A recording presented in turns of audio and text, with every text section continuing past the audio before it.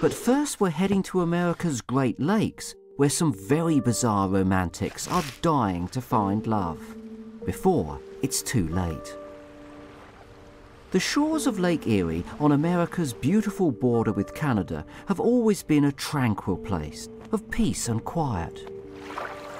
Until, early in the summer of 2010, it became the setting for a swarm of phenomenal proportions. This gas station is being attacked by something, and that lady won't even get out of her car. It's like it's snowing. A swarm of literally billions stretched over a mile inland and for miles along the western shore.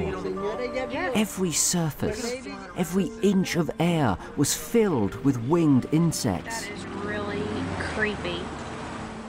Local resident Greg Stewart recalls the experience.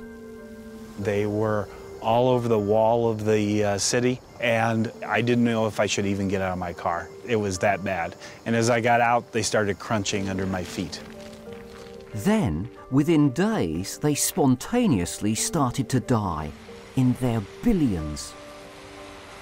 Seriously, a pile of bugs.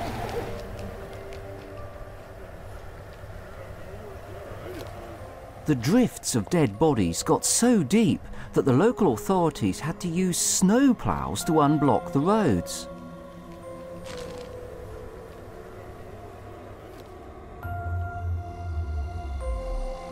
And as they started to break down, they left another treat too. It smelled of motor oil and vomit.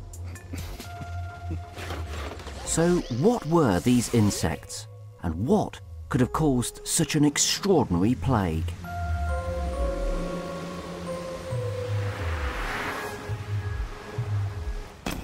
Don Slosser is an expert in the wildlife of Lake Erie.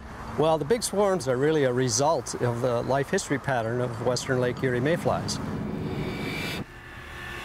They live in the mud for about 2 years, and they grow and they molt. About the middle of May, the 1st of June, they all come out of the water at one time. They mate, and then the females go back out into the water to lay the eggs, and then the whole process starts all over again. Mayfly spend about 99% of their lives as aquatic larvae at the bottom of ponds and rivers. They spend their time feeding and growing until, in a cunning plan to avoid getting eaten, they all emerge en masse to mate. The first few are easy pickings.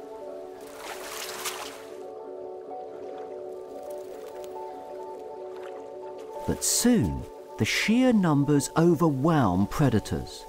They simply can't make a dent in the overall population.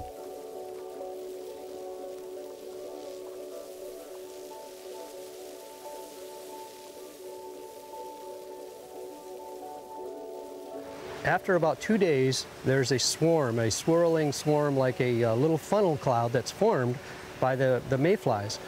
And what happens is the females jump into that swarm. They're fertilized in the air. Once they've mated, the male dies, and the female heads out over the water to release her fertilized eggs, before she too passes away.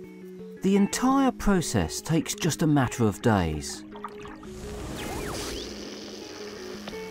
Each year, as the event comes to an abrupt end, it's all hands on deck for the task of clearing up the dead.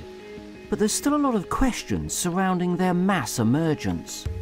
When they come out is still a mystery to us. We can't predict very well in that 2 or 3 week period when they're actually going to be coming out. Sometimes it's related to storm events, sometimes it's related to rain events, but somehow the mayflies all get a cue when they're down in the bottom of the lake. But why are there so many in Lake Erie? Lake Erie supplies the types of sediment that this critter likes to burrow into. It used to have mayflies many years ago, and then they went away for many years due to pollution, and now they're back, and they've come back with sort of a vengeance in terms of the numbers and the abundances that we see come out of the water. So this almighty insect orgy is all down to a particularly perfect set of conditions. The enormous size of the lake and its newly cleaned waters contribute to a swarm so large that it can bring a whole city to a grinding halt. There are 51 different species of mayfly here in the UK. They are all members of the Ephemeroptera, which quite literally means lived for a very short time. Our mayfly here in the UK do provide an impressive spectacle, albeit on a somewhat reduced scale to that seen in Lake Erie. And if you want to experience this for yourself, head to the River Tweed in Scotland or to the Wye in Wales. An easy way to increase your chances of seeing some emergence is to time your trip with the flowering of hawthorn trees and bushes in the area. And the really bizarre thing about all mayfly is that once they're in their adult form, they have no mouthparts to feed. It's a race against time to mate before they starve to death. Nature at its weirdest. For our next crazy romance, we head to America's west coast.